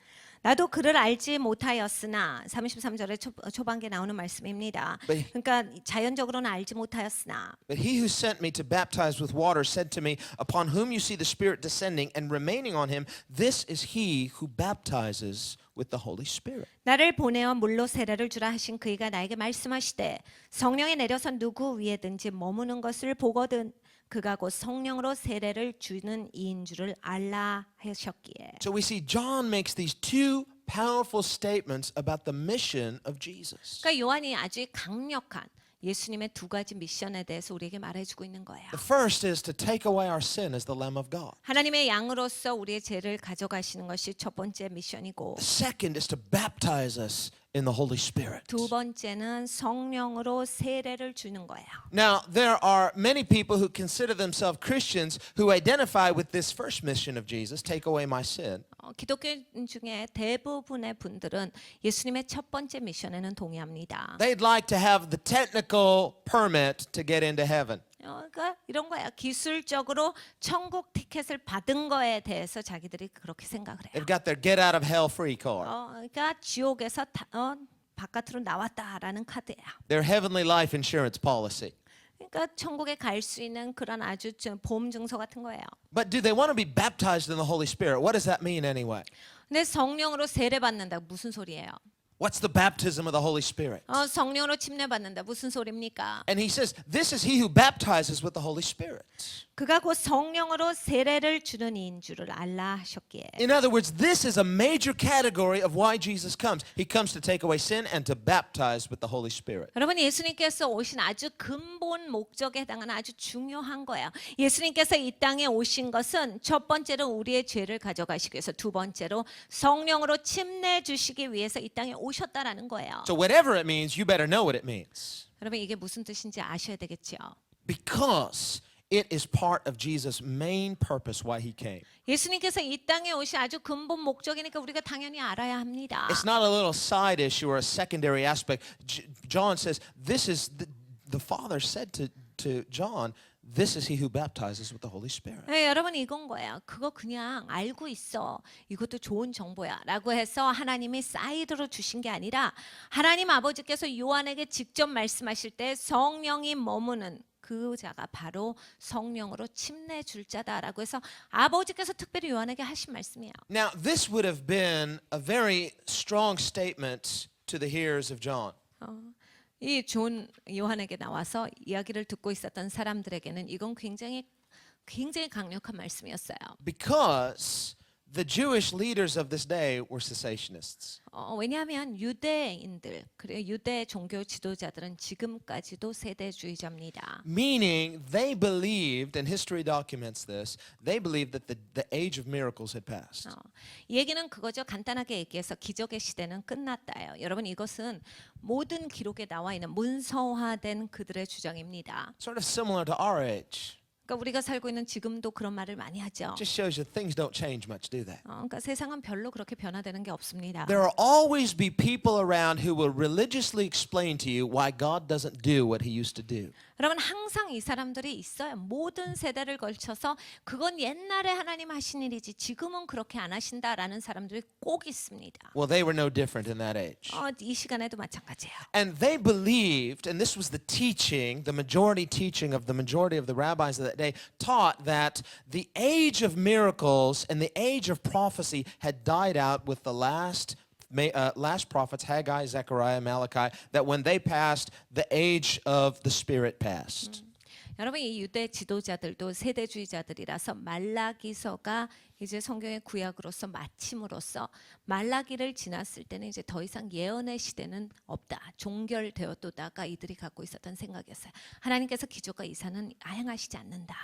Now, in the Old Testament, from Genesis to Malachi, we see the gift of prophecy in operation throughout. 창세기로부터 시작해서 말라기서까지 갈 때 그 하나님의 그런 예언의 은사가 활성화됨을 우리는 충분히 볼 수가 있죠. And we also see miracles, but as particularly highlighted or you know, a greater amount of miracles in the ministries of Moses and Elijah. 또 그 기적들도 나오는데 특별히 모세의 시간 그리고 엘리야의 시간 가운데 하이라이트돼서 집중 조명되는 것을 봐요. And remember, Moses represents the law, Elijah represents the prophets. 모세가 상징하는 것은 율법입니다. 그리고 엘리야가 상징하는 것은 선지자예요. And both of their ministries were highlighted and accentuated by the supernatural. 이들의 사역은 굉장히 초자연적인 사역이었어요.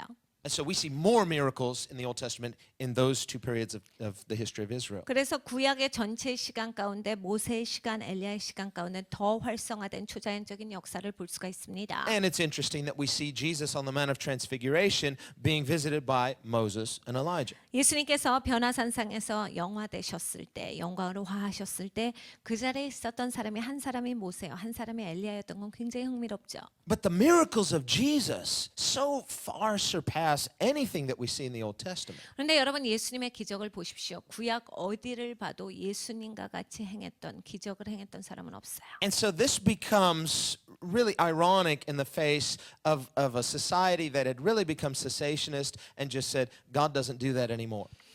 지금 이 시점은 세대주의의 시점이다라는 거야. 하나님은 더 이상 그런 일은 행하시지 않는다라는 사람들 가운데 하나님이 오신 거예요. This really helps us to understand and put into context, for example, when Jesus is confronting the Pharisees, the scribes, and he's saying, you claim you would not have persecuted the prophets like your forefathers. 그러니까 예수님께서 바리새인들과 서기관들에게 야 니네는 니네 조상과 같이 선지자들을 핍박하지 아니하였고 죽이지 아니하였다라고 하나라고 꾸짖으셨던 그것이 바로 여기와 연관되는 말씀이에요. Jesus said, it's ironic. Your forefathers killed the prophets and you build tombs to, commemorate their memory. 너희 조상들은 선지자들을 죽이지 아니하였느냐. 그런데 너희는 그 사람을 기념한다라고 해서 그냥 기념비를 세우고 난리다. They said, oh, we would have never have done that. 우리는요 그렇게 선지자 죽이는 이런 건 안 해요. And they felt safe in claiming that. 이 바리새인들과 서기관들은 굉장히 여기에 안전했어요. And the reason they felt safe is because they were cessationists. 이들은 세대주의자였기 때문에 거기에 대해서 안정감을 느꼈습니다. They could say, well, of course, there's no more prophets, thank God, because it will never be able to prove or disprove. 선지자가 없는데 이 땅에 없다라고 생각하니까 너무 편하죠. 자기네들이 선지자가 없는데 뭐 죽일 사람도 없으니까 항상 안전한 거예요. To say, oh, we're really sorry our forefathers killed those prophets, and we certainly would have never done that, but the age of prophets have passed. 예언의 시대는 끝났어요. 우리 조상들이 예언자들 죽인 거 안타깝지만 아휴, 그런 일이 있어서는 안 됐지만 하여간 이제는 예언자가 없으니까. And so Jesus said, guess what? They're back. 예수님께서 말씀하시는 거야.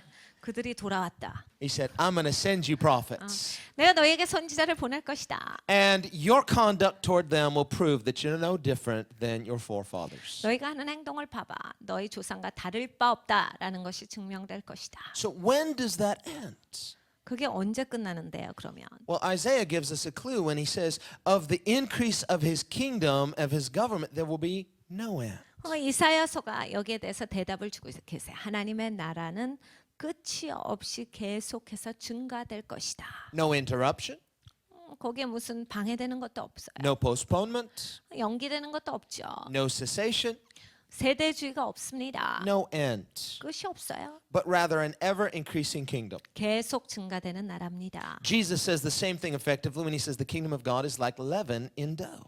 하나님의 나라가 빵 반죽에 있는 누룩과 같다라는 것이 또 예수님의 말씀인데 같은 말씀이죠. The leaven causes the dough to increase until when? 여러분 이 누룩이 빵 반죽을 부풀게 하는데 언제까지 부풀게 합니까? Until it's finished. 끝날 때까지. Until the time that it's complete. 완전히 다 부풀 때까지. No interruption. 중간에 멈추는 적은 없습니다. So we see from the time that Jesus says, I will send you apostles and prophets, 그래서 예수님께서 거기에서 이렇게 말씀하셨어요. 내가 너희에게 사도와 선지자들을 보낸다. until today, 그 지금까지도 the kingdom of God has been steadily increasing 하나님의 나라가 계속해서 증가되고 있어요. and will continue to increase. 계속 이제 증가됩니다. Until when? 언제까지 증가될까요? Well, until Christ comes, but it'll continue to increase even after that because it says there will be no end to the increase of his government of peace. 여러분 그리스도가 올 때까지 다시 오실 때까지 계속 증가될 텐데 그리스도가 오시고 나서도 계속 증가돼요. 하나님의 말씀에 기록하시기를 하나님의 나라는 끝이 없이 영원히 증가하는 나라다라고 하셨기 때문이에요. Science says we live in an ever-expanding universe. Well, spiritually we live in an ever-increasing kingdom. 과학자들이 이렇게 얘기합니다. 우리가 살고 있는 이 우주라고 하는 것은 계속 팽창한다. 끝이 없이 팽창한다인데 영적으로 우리는 계속 확장되어지는 하나님의 나라 가운데 살고 있는 사람들이에요. So to deny the operation of the Spirit today is to be like the Pharisees who rejected Jesus in his day. 그러니까 지금 이 성령께서 하시는 역사에 대해서 반박하는 사람들 예수님 오셨을 때 바리새인들과 서기관의 모습과 똑같은 거죠. Because Jesus wasn't a cessationist. 예수님은 세대주의자가 아닙니다. And he disproved their cessationism. 그리고 예수님은 그들의 세대주의가 잘못된 것을 지적하셨어요. Jesus said, if I had not done miracles such as no one had ever done, they'd be without excuse. 내가 아무 기적도 행하지 아니하였더라면 그러니까 다른 사람이 행하지 않은 그 기적을 내가 행하지 아니하였더라면 너희에게 변명의 여지가 없다. And so we see the baptism of the Holy Spirit is part and parcel of the ministry of Jesus. 그러니까 이 성령의 침례를 주는 것 이것이 바로 예수님의 사역 가운데 하나였다요. There's no indication in Scripture that this is somehow passing away. 여러분 이 예수님이 성령으로 우리에게 침례 주시는 게 이제는 끝났습니다라는 성경의 구절은 어디에도 없어요. Rather, it's boldly stated by John, who witnesses of Christ, that this is at the very core of the ministry and purpose of Jesus Christ. 그리스도를 아주 담대하게 증거하던 증인으로서 이 침례 요한이 보라 하나님의 어린 양이로다 하였을 때 예수님의 미션에 대해서 아주 분명하게 처음으로부터 선포했던 예수님의 미션이 성령으로 침례 주시는 자예요. Now, the word baptized literally means to immerse. 침례가 뭐죠? 물에 잠기다예요. It's not just a little sprinkle, not just getting a little bit wet. It's a full submersion, a full immersion. 물이 뿌려지는 게 아닙니다. 조금 젖는 게 아니라 완전히 잠겨지다. It's where you're soaked through and through. 여러분이 그냥 전체가 적셔지는 거예요. We could think, for example, of how something is pickled. 우리가 피클을 생각해 보면 잘 아셔요. In some of the ancient recipes, they found the word baptized used for pickles. 그러니까 우리가 옛날 이런 요리법을 찾아보면 피클이라는 것 요리법을 보면 침례라는 그런 단어가 붙여 있어요. So baptism is sort of like kimchi. 그러니까 침례가 만약 김치 같은 거예요. It's just soaked, and you know, the older it gets, the stronger it tastes. 묵은지가 되면 김치 맛이 더 강해지죠.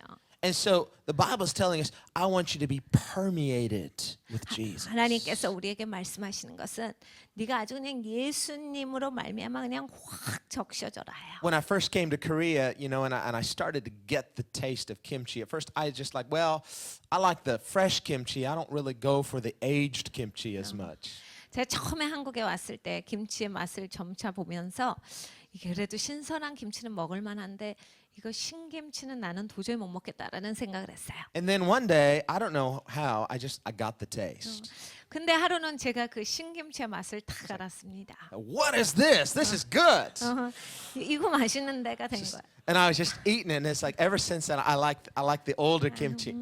그래서 그 이후로는 시작해서 제가 신김치, 묵은김치 좋아합니다. You got to get the taste. 그 맛을 딱 알 수가 있어야 돼요. But when we talk about being baptized with the Holy Spirit, 근데 성령으로 침례 받는다라고 하는 거. there's a definiteness about being saturated with Jesus. 예수님으로 내가 완전히 감싸지다라는 얘기예요. When people meet you, people who know you, would they say about you, he's saturated, she's saturated with Jesus? 여러분이 누구를 만납니다. 모든 사람이 여러분 만나는 사람이 당신 예수님 아는 사람이죠. 당신 예수님으로 둘러싸인 사람이죠. 당신 예수 믿는 사람이죠라고 알아보십니까? Now, some people will love you for that, others will not like you for that. But do they sense Jesus in you? 여러분 사람들이 여러분 안에 계신 예수님을 느낄 수 있냐를 묻고 있는 거예요. 어떠한 사람들은 여러분이 예수님이 있기 때문에 싫어하는 사람도 있고 좋아하는 사람도 있긴 해요. Because this is really at the heart of what it means to be baptized with the Holy Spirit. 성령으로 침례 받는다가 바로 이러한 뜻이에요.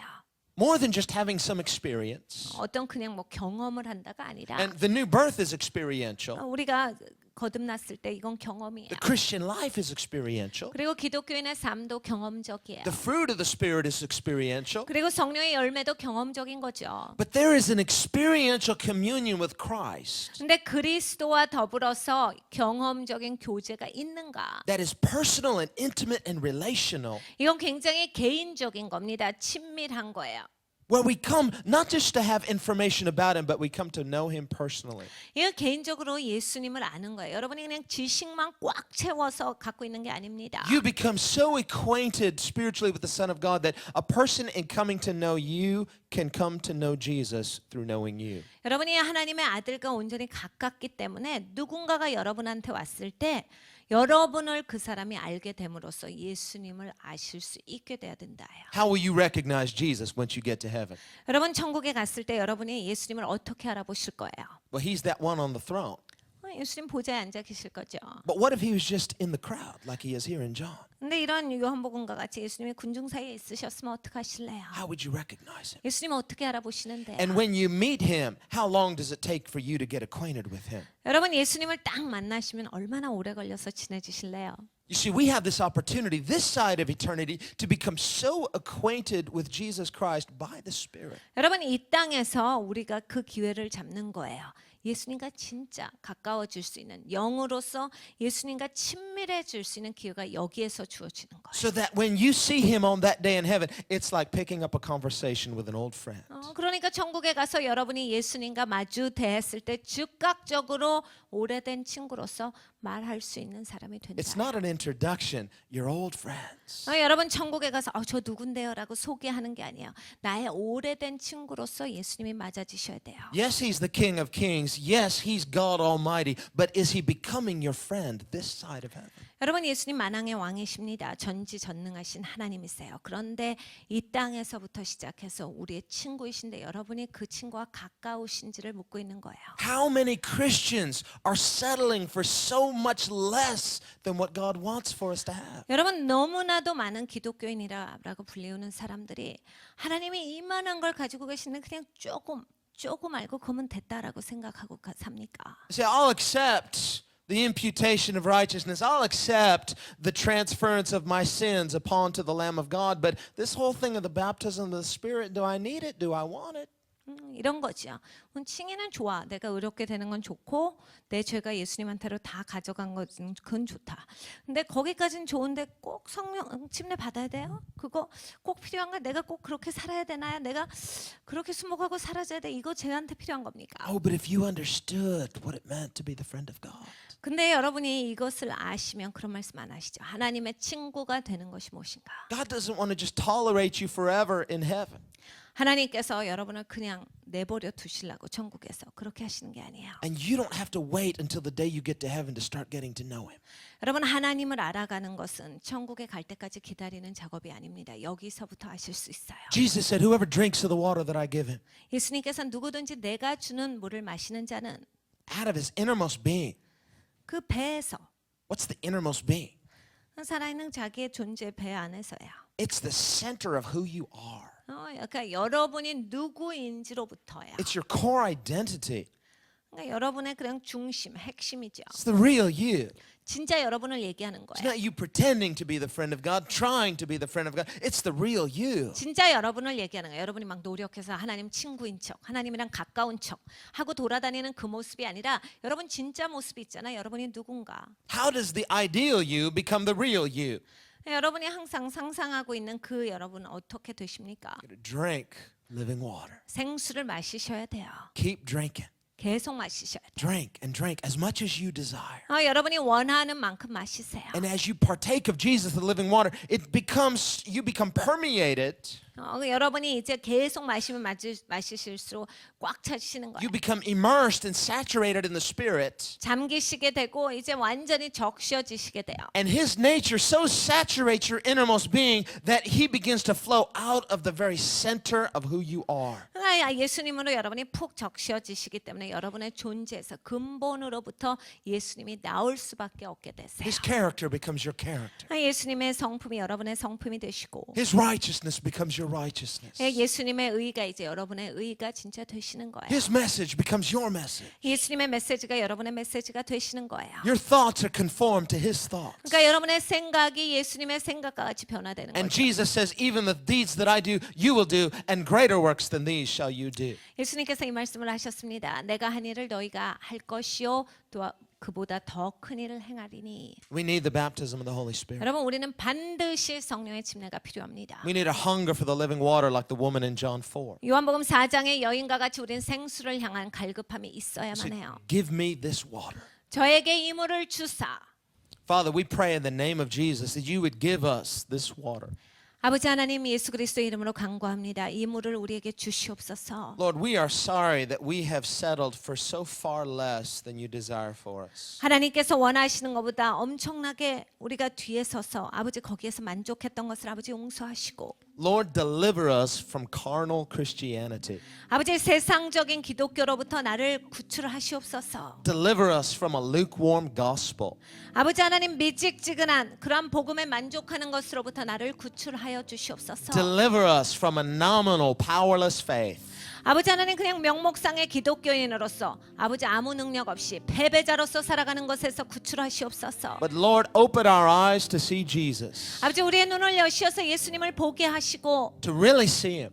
진짜 예수님을 보게 해주세요. Not just to look, but to behold Him. 아버지 그냥 우리가 바라보는 것이 아니라 진짜 예수님을 보게 하시옵소서. Lord, we are sorry for reducing the gospel to a mere formula. 아버지 하나님, 복음을 어떠한 방법으로서 우리가 그렇게 저질화시켰던 것을 용서하여 주시옵소서. We are sorry for offending the spirit of grace 아버지, 은혜의 영에 대해서 우리가 대적하였던 것을 아버지 용서하시옵소서. by reducing the generosity of God to mere tolerance. 아버지 하나님의 은혜 풍성하심을 아버지 우리가 함부로 여겼던 것을 용서하여 By 주시옵소서. choosing to live below the threshold of what you're calling us up to be. 하나님께서 우리를 부르시는 곳에 가까이 가지 못하고 저 아래서 우리는 그냥 머물러져 있는 것을 용서하여 주시옵소서. Lord, we confess that we are powerless, but your power is greater than our powerlessness. 아버지, 우리가 고백합니다. 아버지, 우리에게는 능력이 없습니다. 그러나 우리에게 능력 주시는 자 하나님께는 모든 능력이 있습니다. Lord, we confess we are weak, and yet we also confess that your strength is perfected in weakness. 아버지 하나님, 우리는 연약합니다. 그런데 하나님의 강력하심이